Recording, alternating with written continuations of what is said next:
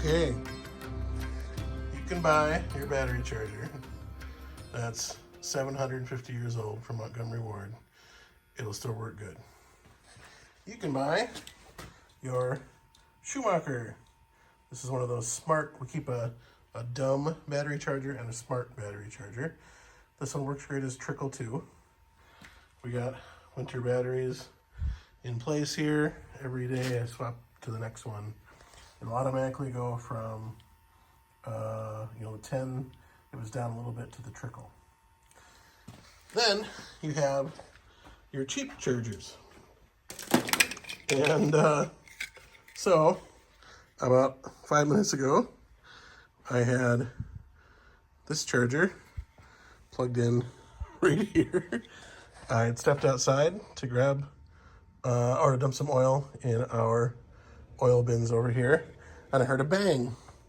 And I came in and I can immediately smell electrical smell, like burnt wiring. So at first I thought, hold on, I just plugged in some Milwaukee batteries. Did something go crazy up there? Nope, they last forever. And then I walked by and saw this sitting on the ground. And then I looked up and saw that plugged in still. I went, okay. So I went over to our power box to shut it off, and it wasn't kicked out. It was still running. So I thought, okay. And then I saw it had just self-nuked itself. So I used my special electrical service tool to pry it out of there. Should have shut it off, and get a closer look. But holy cow. I have left this thing plugged in when I wasn't here many times. And there you go. I guess you get what you pay for. You kind of figure a trickle charger with, was it 0.75 amps or whatever it is, isn't really going to do much. But it blew whatever that thing is, and it shot the cover. And it shot the cover right off of that guy. So that was cool. Okay, that we will get rid of. Actually, we'll cut the wire off, pull the circuit board out. You can recycle those for a few pennies. And we'll stick with the old school. Typically, as everybody says, like, your batteries is what's going to burn your shop down, right? So we never charge anything when we're not here. We unplug that. We unplug everything before we go. We leave for lunch. We unplug it. We never leave anything plugged in. The trickle, though, sometimes I do.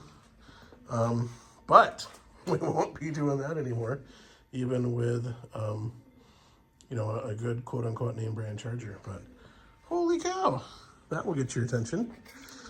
I don't know if you've got some thoughts on maybe where you shouldn't skimp. I don't know. These are on sale. I mean, they're cheap, right? Boy, it still stinks in here. We have to turn our fan on. And our pigeon. Our pigeons don't like the smell either. So, okay. Yeah, that wakes you up. Never forget, Minnesota is roast. So, maybe there is something to be said about using ones that are a little bit nicer. We have a regular battery tender one that I use too. Battery tender brand. This is a Duracell. It's cool because it can disconnect. So you could leave those connected to your vehicle, your watercraft, your boat, your car, your whatever. You can buy leads that are longer and then extend out. But a little bit nicer, a lot beefier wire, a lot more meat in here. Oh, look at that. It has its own fuse built in. So if something goes crazy, you're good. Positive to positive, negative to negative. Yeah. So there you go. Hey, we're safe. We got the fire extinguisher for the car right there. Plus, we got our fire extinguisher and our bucket of water, which helps put out rags when we accidentally light a rag on fire from a spark when we're working on something. But we're pretty careful with our torch and everything else.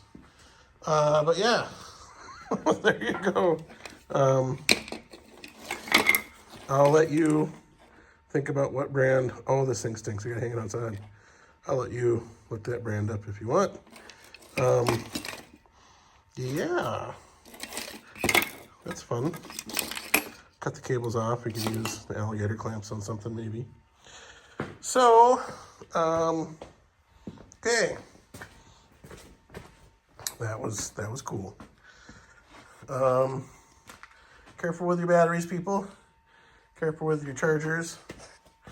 And don't leave them unattended. Good rule for the road. Okay, thank you much. Never forget, Minnesota is on the roast.